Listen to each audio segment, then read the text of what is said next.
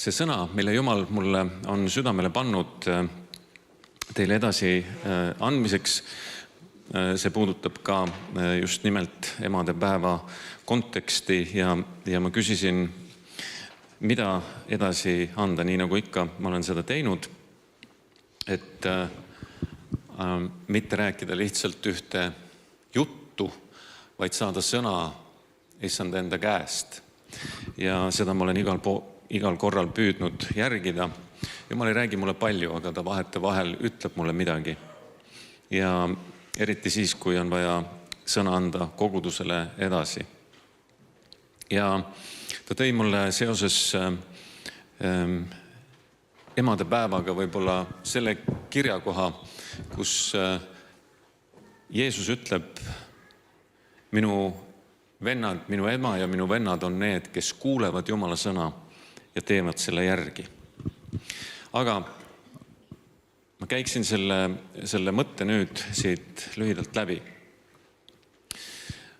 Heebrea keeles on üks huvitav asi, et ema on heebrea keeles ima, iiga, mitte eega, vaid iiga. Ja ma vaatasin selle tähendust nagu siis algses keeles, ta on eluandja, elukandja, laps kasvab Jumala armust siis ema südame all ja ema on ka keegi, kes hoiab perekonda koos. Ta on nagu liim, kes selle selliselt hoiab. Minu enda ema, mainisin juba, on taevas, aga ta oli väga lihtne inimene. Ta oli alati minu poolt. Ja see kuidagi on mu mälus ja mõtetes. Ma mäletan seda, kui ma ükskord vennaga veesõda mängisin ja ma kukkusin, see oli selline suur kaevuraketis, ma ei tea, kas ma olen siin sellest rääkinud, aga seisin seal püsti ja täies pikkuses kukkusin kulmulõhki ja et ellu jäin. Ja minu suurem kartus ja hirm oli see, et ema viib mind arsti juurde õmblema. Ma kartsin arste nagu tuld ja ta oli täiesti kindel, et nüüd tuleb minna, aga ma ütlesin, ei, ma ei taha ja nutsin seal ja siis ta ütles, ja küll proovime teistmoodi. Ja siis ta pani mulle ühe plaastri siia kulmu peale ja see kasvas imeliselt kokku, ei mingisugust liigliha ega mitte midagi. Ma usun, et need olid ema armastavad käed ja vaiksed palved, mida ta oma südames palus. Noorena ma olin tõeline ja olen tänagi, aga noorena eriti ma olin selline tõsine melomaan ehk siis muusika kuulaja. Ma võisin tunde kuulata muusikat ja kui sa küsid, et millist stiili, siis see oli progerokk ja ma tõeliselt tunde võisin istuda ja kuulata.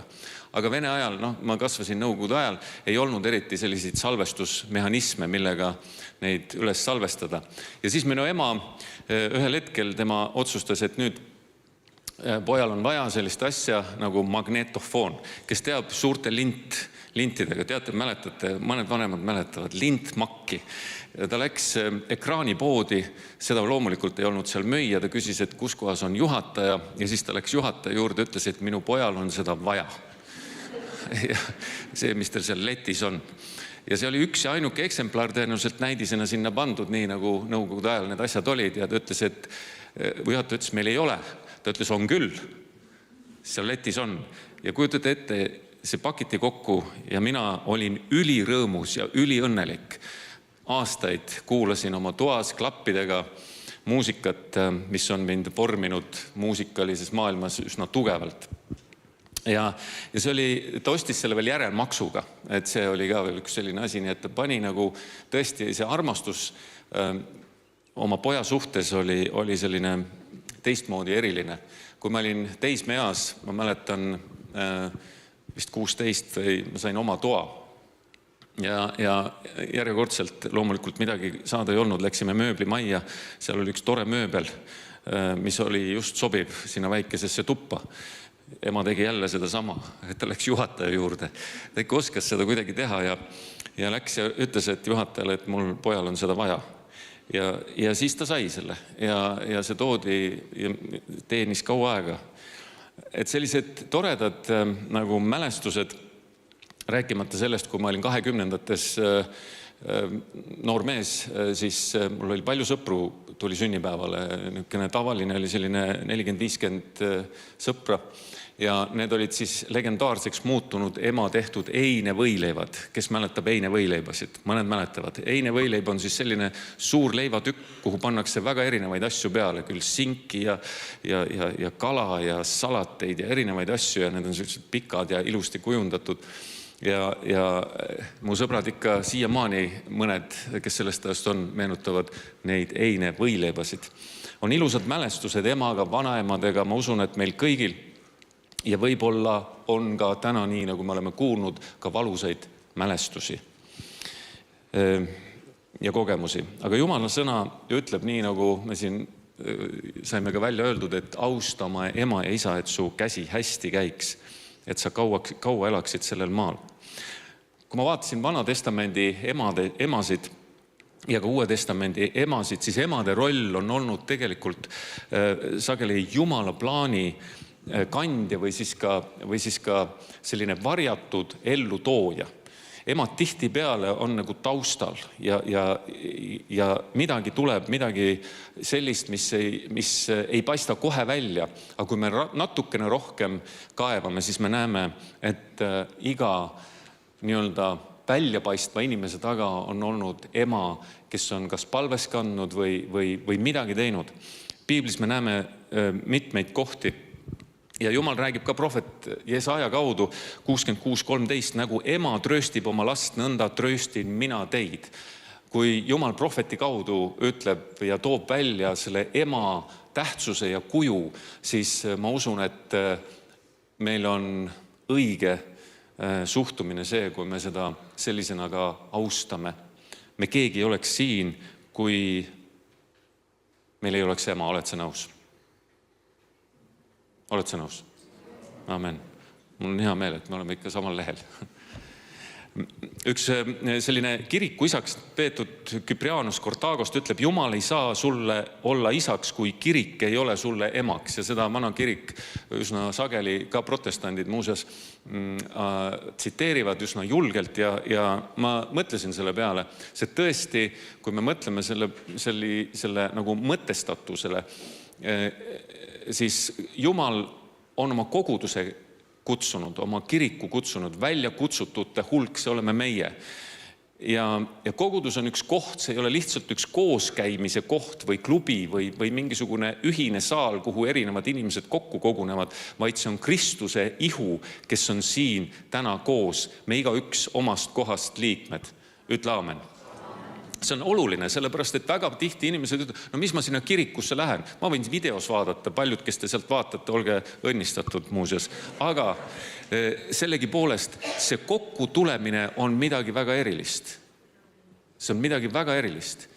Siin sünnib midagi, mida kodus kunagi ei sünni.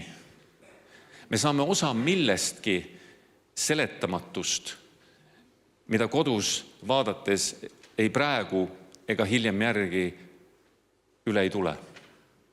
Mingid ülekanded, mingid teine teise mõjutused, mingisugused asjad, mida Jumal meile igale ühel on andnud. Ma piltlikult ütleksin niimoodi, et igale inimesele siin täna selles saalis on midagi Jumal andnud. Ja sa mõjutad, tahad sa või taha seda, kes su kõrval istub ja terves selles saalis istub. Aamen. See on väga oluline. Ja sellepärast ma tahaksin ütelda, et ei ole nii, et vahet pole, ma ei lähe või ei, ära nii mõtle. Ära nii mõtle. Mõtle nii, et mida Jumalal mul täna on kellegi või selle koguduse kaudu anda ja mida mina täna saan anda. Kui sa sellise suhtumisega kõnnid ja käid, siis sa saad osa üleloomulikkusest. Saad Jumala olemusest osa. Aga Jeesus viib meid tegelikult sellest maailma, sellest tavapärasest rollist teisele tasandile. Ja kui ma lugesin esimest seda kohta, kus Jeesus teeb imeteo, me teame Kaana pulma lugu, seal ütleb Jeesus ühe asja, kui tema ema tuleb tema juurde, ütleb, neil on vein otsa saanud. Ja Ilka Puhaka rääkis meil siin ka selliseid piiblitunde, ja ta räägib sellest ida Lähis-Ida siis kultuurist ja sellest ajast ja ta ütleb seal, et kui pulmas vein otsa saab, siis see ei ole mitte lihtsalt selline asi, mis meil siin, et toit sai otsa, unustame ära, lähme edasi. Ei, see on suguvõsade pikkuses selline häbiplekk sellele suguvõsale, kes seda pulma seal korraldas. Ja selle tõttu nüüd Jeesuse ema tuleb Jeesuse juurde teades, kes Jeesus on. Ja see on oluline, kuidas ema teab, kes Jeesus on. Loomulikult teab. Ei, ta ei tule mitte kui oma poja juurde. Ta tuleb Jeesuse juurde kui Messia juurde. Tema juurde, kes on Jumala poeg. Ja see on teine tasand. Oleme samal lehel. See on väga oluline. Ja ta ütleb, neil on vein otsa saanud. Ja Jeesus vastab, mis on sul minuga asja, naine? Mitte ema, vaid naine. Ja see on tähelepanuväärne lugu. Sellepärast, et Jeesuse ema pöördub tema kui Messia poole ja nüüd vastab mitte Jeesus kui tema poeg, vaid Jeesus kui Messia. Selliselt. Eesti keeles on öeldud ja seda on üsna karm lugeda, et mis sul on minuga asja, naine. See on umbes nii, et kuule, mine ära. Aga kui sa algset teksti vaatad ja seda, mismoodi tegelikult siin seda on öeldud, siis Jeesus tegelikult ütleb nõnda, mis see minusse ja sinusse, ema, puutub. Mis see meie asi on, teiste sõnadega? See ei puuduta meid. Aga ometi, kuigi on vale aeg, nii nagu Jeesus seal ütleb, minu aeg ei ole veel tulnud, kuigi on vale aeg. Veest saab vein ja selle perekonna au saab mitte ainult päästetud, vaid ka kirja pandud ja meie loeme seda täna kui Jeesuse esimest imetegu. Üks eriline arm on tegelikult see, mis välja sirutub. Ja siin me näeme seda, kus inimene, ema palub Jumala sekkumist, abi. Ja Jeesuse abi tuleb. Jumal aitab. Vaadake, ma tahan siin selle asja sisse tuua. Jeesus oma kodukohas ei saanud väga paljusid asju teha. Ta ei saanud seda teha sellepärast, et uskmatuse pärast. Seal teati Jeesust kui Puussepa poega. Kui Maaria poega, kui Puussepa poega, kui Joosepi poega, kui lihtsalt ühte nende kamraadi sealt samast külast. Ja selle tõttu öeldakse, Jeesus ei saanud paljusid asju teha nende uskmatuse pärast. Vaadake, meil on ka tendents minna tihti sellisele inimlikule tasandile. Mulle üks pastor kunagi rääkis ja ta rääkis seda sellisel viisil, et üks asi on see, kui ta kõneleb nii nagu sõber sõbraga. Sõber sõbraga. Aga teine asi on see, kui ta kõneleb kui see, kes on Jumala poolt kutsutu, ehk oma ametist lähtuvalt, ehk sellest võidmisest lähtuvalt, ehk sellest teisest tasandist lähtuvalt. Ja see on midagi muud. See sama isik võib olla su vahetu sõber, kellega sa käid, ma ei tea, mida iganes, tema käis jahil ja tegemas muid asju, aga ühel hetkel ja kui seda on vaja, ja kui ta astub sellele teisele tasandile, sellele Jumala tasandile, sellele, kus Jeesus on Messias, sellele, kus ta on ülestõusmise väes liikumas, kui see inimene, kes on kutsutud Jumala poolt, astub sellele tasandile, siis ta on keegi, kes ei ole lihtsalt inimene, vaid ta on selle teise tasandi olend. Oleme samal pildil. Ja seal on väga oluline, mismoodi, mida tema siis ütleb või mida ta siis edasi annab, see on kriitiliselt tähtis. Nüüd ma ütlen sulle kui, näiteks pastor, nüüd ma ütlen sulle kui Jumala kutsutu, nüüd ma räägin sinuga kui, ja see on midagi muud.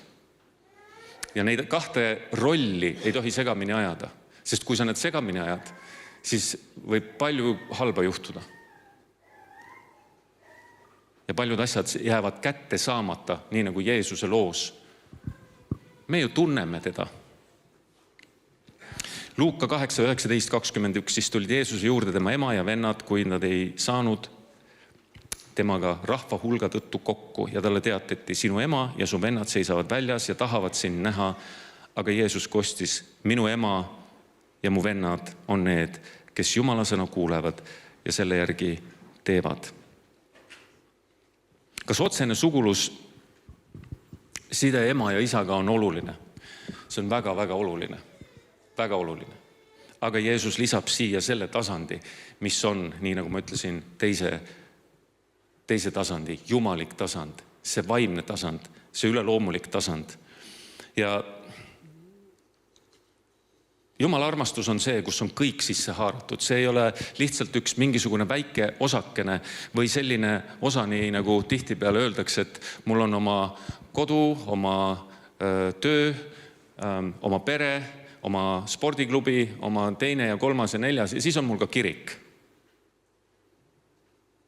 See on, Jumal ja kirik, need on ka seal üks sellest osast, sellest pikast nimekirjast. Ja vahel on siis nii, et inimesed ütlevad, et see on see kirik ka veel, see kogudus ka veel, ma pean seal ka veel käima ja tegema. Või siis, et kui tuleb rõõmuga, siis et ta on üks paljude seast, aga teate, kallikes, et sellega on nüüd see lugu, et kui Jumal on meie isa, siis kirik on meie ema. See võtab kuidagi endasse. Ja Jumala sõna täna meile kõigile on see, kui sa paned mind kõige etteotsa, kõige tähtsamaks, kõige kesksemaks, selleks number 1, kust kõik hakkab lähtuma, siis su elu muutub kardinaalselt.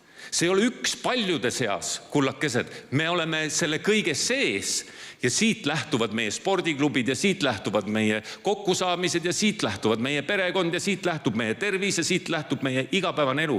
See on sedapidi õige. Kui see sedapidi ei ole, siis midagi on valesti. Kui on üks paljude seast, üks võimalustest, siis me võiks kohe koju minna. Ja kui sul on selline mõtteviis, siis paranda täna meelt.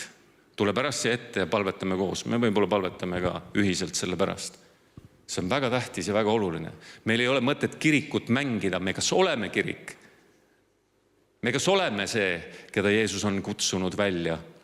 Või teeme me lihtsalt nalja? Karm lugu on ju. Aga see läheb veel karmimaks. Luuka 14.26 ütleb, kes ei vihka. Ja siin on nüüd hästi oluline jälle Lähis-Ida keele kasutust mõista. Siin küsimus ei ole vihkamises, vaid küsimus on vastandavas tekstis. Kes ei pane õigesse järjekorda, see ei või olla minu jünger. Kes ei vihka minu, ja siis ta räägib seal emast, isast, ta räägib naisest, lastest, ei või olla minu jünger, ütleb Jeesus. See vastandumine on väga tugev. Järgmiseks Matteuse 10.37, kes oma ema või isa enam armastab, kui mind ei ole mind väärt. Need on Jeesuse sõnad, mõelge korraks. Milles see point on? Point on selles, et milline on järjekord. Kes on sinu issand? Kes on sinu isand? Kes on see, kelle järgi sa lähed? Kes on see, kes sind igavikus ootab? Kas Kristus on see, kes on surnud sinu eest ristil, maksnud hinna, üles tõusnud ja täna tahab täideta sind püha vaimuga? Või ei ole? Või on keegi teine? Või oled sa arvanud, ja see on see, mida Jeesus siin tegelikult ütleb, kes oma isa või ema enam armastab kui mind? Kas ema ja isa peaks armastama? No eriliselt. Ja mina armastan neid tänaseni, mis sellest, et nad taevas on. Aga veel enam, armastan ma Jeesus Kristust, kes on minu päästja, kelleta ma ei oleks elus, ja ma arvan, sinuga olen samamoodi. Oled sa nõus? Ei kuule? No väga hea. Sest ei ole vastuolu selles, mis on 10 käsu üks käskudest, austama ema isa, et su käsi hästi käiks. Siin ei ole vastuolu. Jeesus õpetab armastuse õiget järjestust. Kui Kristus on esimene, siis kõik on sinna kokku võetud. Me oleme täna kuulnud palju sellest, et on keerulised suhted oma ema või ka isaga. Kas sa tead, kui Kristuse armastus täidab sind? Ka minul olid keerulised suhted oma vanematega teatud põhjustel.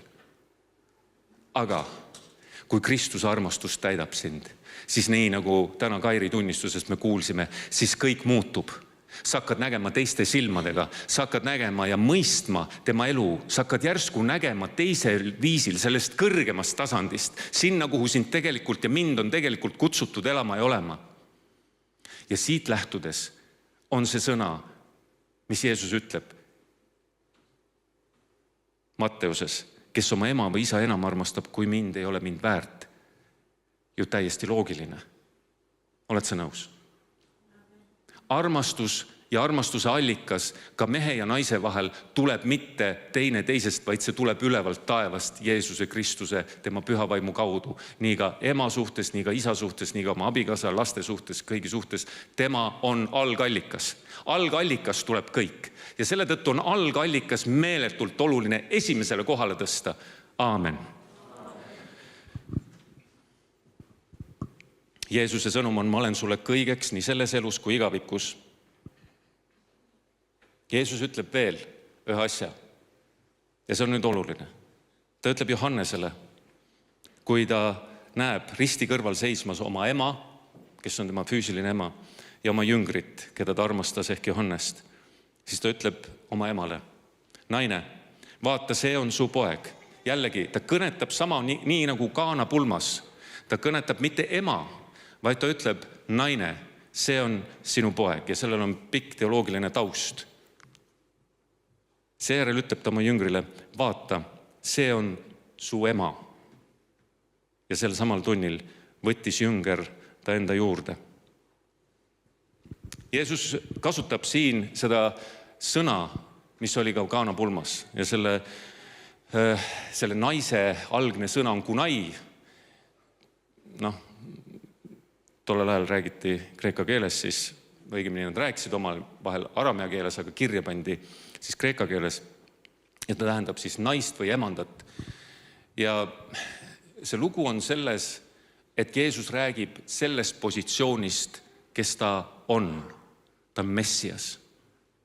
Ja ta selle tõttu ütleb selle sama väljendi, naine, see on sinu poeg. Ühtlasi ütleb ta, kuna Lähis-Idas oli see, et leskedel oli väga raske elu, kui neil ei olnud ka lapsi, Joosep oli tõenäoliselt selleks ajaks juba surnud, siis oli see väga keeruline sellel naisel üksinda edasi minna. Ja siit me näeme ka seda, et kas Jeesusele läheb korda meie see maapealne elu ja meie omavahelised selles mõttes suhted. Jah, loomulikult ja rohkemgi veel. Selle tõttu ta ütleb ka Johannesele, see on sinu ema. Teisi sõnu, Johannes võtab ta oma perekonda. Ja seal nad lähevad edasi. Võiks ütelda, et Jeesus ka ristil täidab käsu. Kui temalt küsiti, kas sa oled tulnud käsku tühistama, Jeesus ütles sugugi mitte, vaid käsku täitma. Ja veel viimane, mida ta teeb enne, kui ta siit ilmast läheb, ta austab oma ema sellega, et ta ütleb, see on sinu poeg. Kaana pulmas ütleb ta veel ühe asja ja see on see, naine, minu tund ei ole veel tulnud. Ja kas te mäletate, kui ta on Getsemani aias, see tund on nüüd käes. Jeesus tuli millegi jaoks, ta tuli meid lunastama, sellele teisele tasandile kutsuma, sellele igavikulisele tasandile viima. Ja seal, kui tema ema küsib temalt seda esimest imetägu, siis teatud mõttes Jeesus veel tahaks justkui pidurdada, ütelda, et ma ei taha veel astuda sellesse kutsesse, kuhu Jumal mind algselt on mõelnud. Sest et kui ma nüüd selle teen, siis läheb lahti üks uus ajastu. Mõistate? Minu tund ei ole veel tulnud, aga armastusest, armust ja kaastundest selle perekonna suhtes ka oma ema palvele nii-öelda, võiks ütelda siis vastu tulles, teeb ta ometi veest veini. Ja viimasena, kui ta on Getsemanis, ütleb, nüüd sellesse tundi olen ma tulnud, selleks olen ma läkitatud. Ja siis ta läheb ja sureb ja tõuseb ülesse. Ja me kõik saame olla temaga igavikus koos. On algus, on täitumine ja Johannes kirjutab seda tegelikult öeldes naine väga teadlikult. Ma usun, et tänase emadepäeva sõnum on see,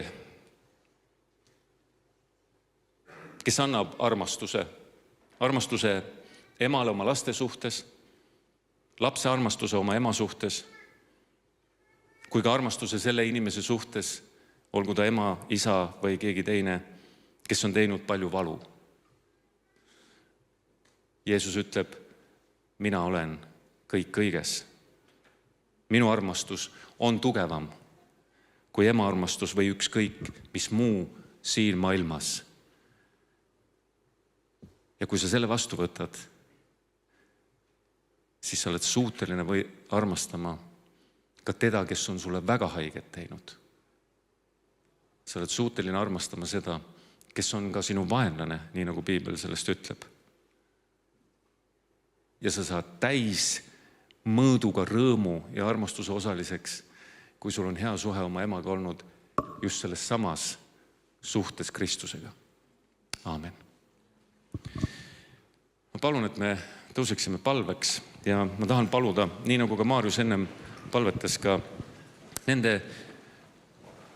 asjade eest, mis on olnud valusad, aga ka tähistada rõõmsalt. Isa, me täname selle eest, et me täna võime olla sinu ees. Sa oled kutsunud meid ühele uuele tasandile, issand, sa oled ütelnud, sinu riik ei ole sellest maailmast. Ja sa oled kutsunud meid sellele igaviku tasandile. Sa oled lunastanud meid. Ja kui me ka lahkume siit maailmast, siis me tuleme sinu juurde sinna, kuhu sina meid oled algselt kavandanud, me tuleme koju.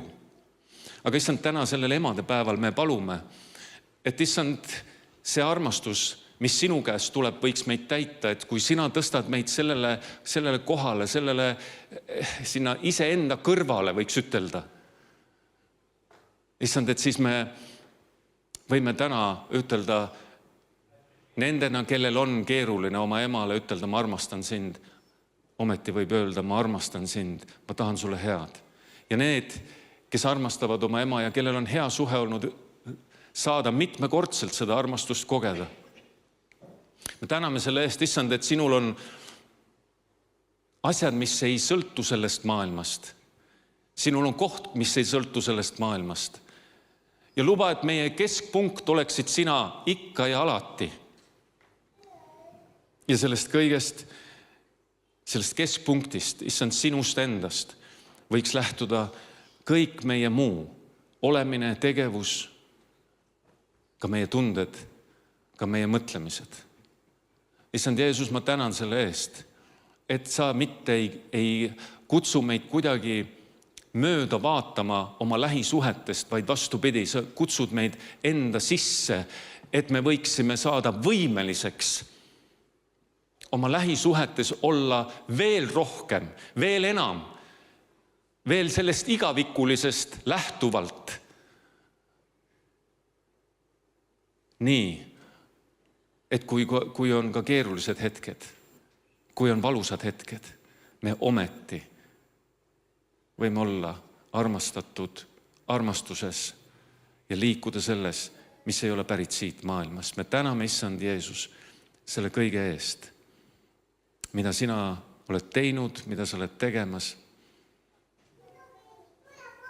Täida meid oma kalli püha vaimu ligioluga, armastusega, rõõmuga, rahuga. Isa, ma palun, et täna kõik emad võiksid kogeda seda üleloomulikku armastust, issand, mis tuleb sinu käest.